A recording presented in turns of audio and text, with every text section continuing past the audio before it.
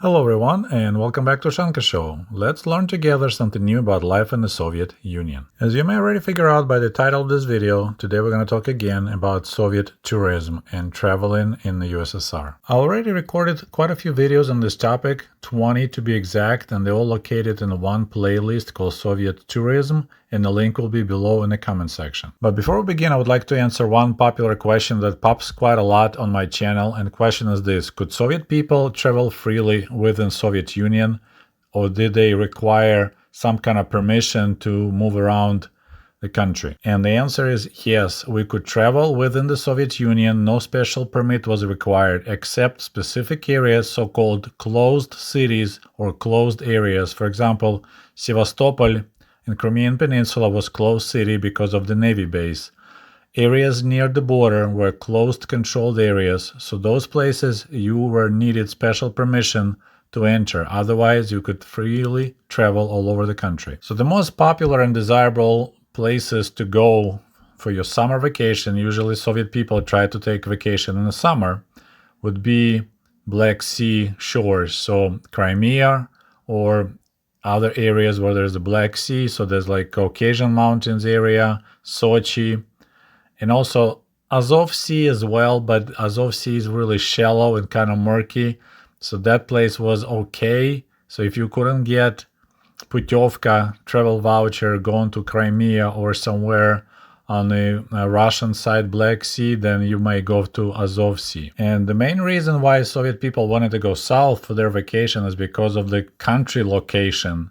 Soviet Union is so much up north, it's pretty much geographically Canada for most of its part. So for example, I live in southwest Michigan, and this is like 40th parallel, I believe. So if you continue that 40th parallel around the globe, it's a south shore of Crimea, south shore of Russian Black Sea area. So where the north of United States, it's where the south of the former Soviet Union. That's why people wanted to go south to spend their summer, so they get some sunshine, some warmth, and some warm water to swim. As I mentioned earlier, most Soviet workers had a 30-day paid vacation, but if you go down south to Crimea, people will go usually for about 2 weeks max, because that's how the travel voucher would last. And it was pretty expensive to stay for the whole month, so usually 10 days to 2 weeks, that's how much time you're gonna spend down south. And the word I mentioned was Putevka. Putevka. So that could be translated as travel voucher, and usually you purchase it. There will be travel agencies, but the real good ones you only could purchase through your labor union at your place of work. For example, my family went down to the Azov Sea only once back in 1984, I believe, or 85. I think it's 1985. We spent, I think, 10 days on Azov Sea, and it was only one time that we were able to get this travel voucher, this Putevka. Putevka, travel voucher. Putevka. And one of the problems with my family staying at the Azov Sea, actually was pretty close to Melitopol, there's really nothing else to do there except spend all day on the beach. And it's getting old pretty quick. I mean, you can do 3-4 days, then like, okay, we want to do something different, but it's just so flat.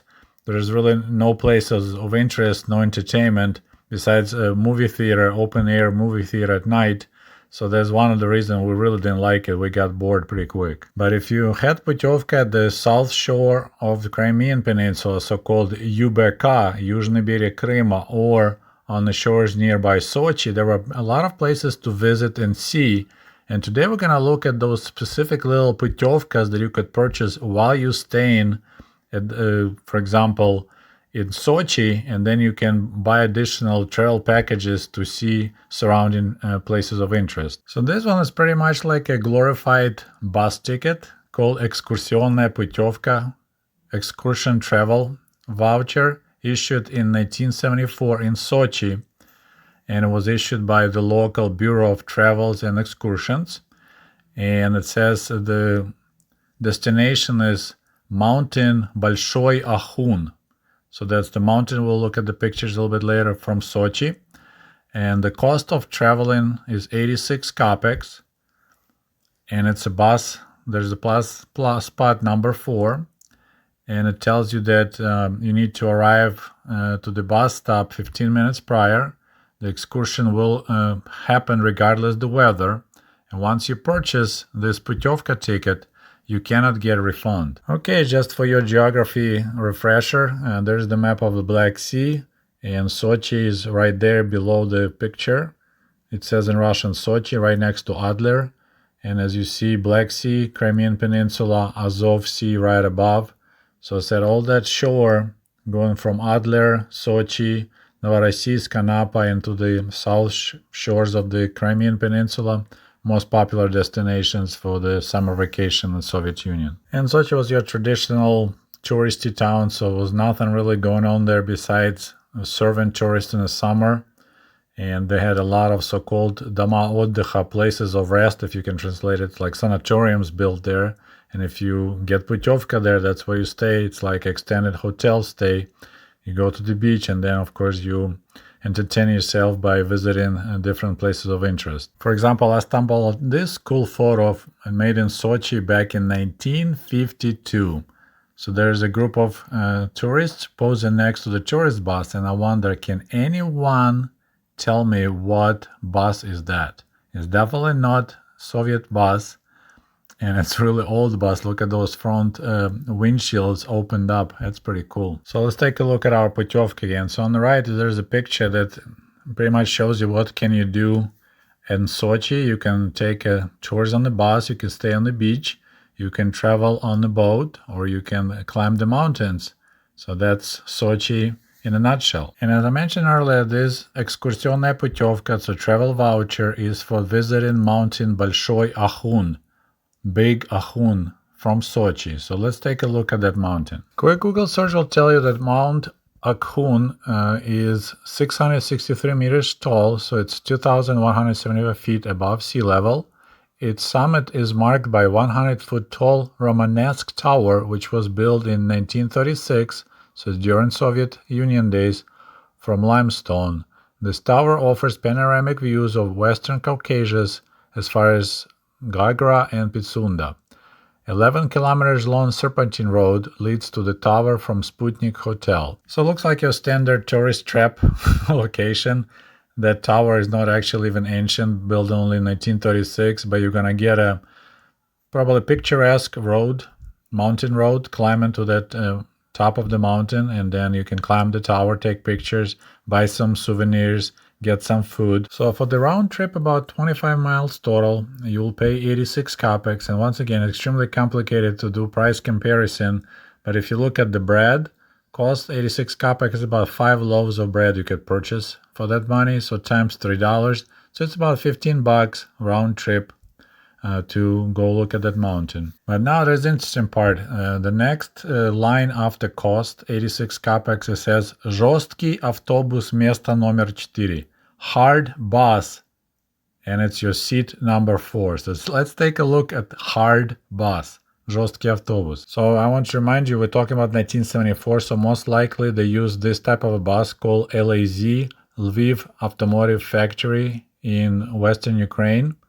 And these buses came in two options, as a hard bus and as a soft bus. So here you're looking at the hard bus interior, жесткий автобус, so just basic passenger seats. They, of course, don't recline. There's no comfort, no headrest. So this is so-called hard bus, жесткий автобус. And here you're looking at the soft bus option, so way more comfortable seats. They are bigger, have a nicer armrest, they recline. So this option, of course, way better for the long distance traveling. But as I mentioned earlier, this trip to the mountain was only probably about half an hour max. So even a hard bus wouldn't be too bad. And of course, you're saving money. Soft buses probably was more expensive. Small correction, not probably, for sure. Soft bus ticket would be more expensive than the hard bus ticket. And I know it because when we used to travel to the village, this is one of those rare cases when we actually always went up north to stay in the village. And this first leg, 140 kilometers, there could be an option hard bus or soft bus, and soft bus was way more comfortable. And for 140 kilometers, with average speed around 60 kilometers an hour, It was and a stopping in the middle, so it's about 2.5 hours trip. So my mom would usually try to buy soft bus tickets. Okay, now let's take a look at the similar Putevka. This one a little different color, and this is different cost. It's a different trip. So now it says the trip is from Sochi to Sukhumi. So it's a 1-day trip, round trip, using soft bus, and the cost is 7 rubles and 39 kopecks. Now this is getting expensive. So 7 rubles 39 kopecks, we're looking about 46 loaves of bread times $3, around 140 bucks for 1-day round trip. But it's a soft bus. So if we look at the map and measure the distance between Sochi and Sukhumi, that's about 149 kilometers. So about 95 miles or so. And it says about 3 hours by car. Bus would be slower, and back then roads were not as good as modern days Russia probably. So it's easily about, I would say, up to 5 hours one-way trip. So you leave in the morning, you spend sometimes in Sukhumi, and you come back at night, and you pay $140. So I got curious and looked it up. So there's the places of interest you could see in Sukhumi, Georgia.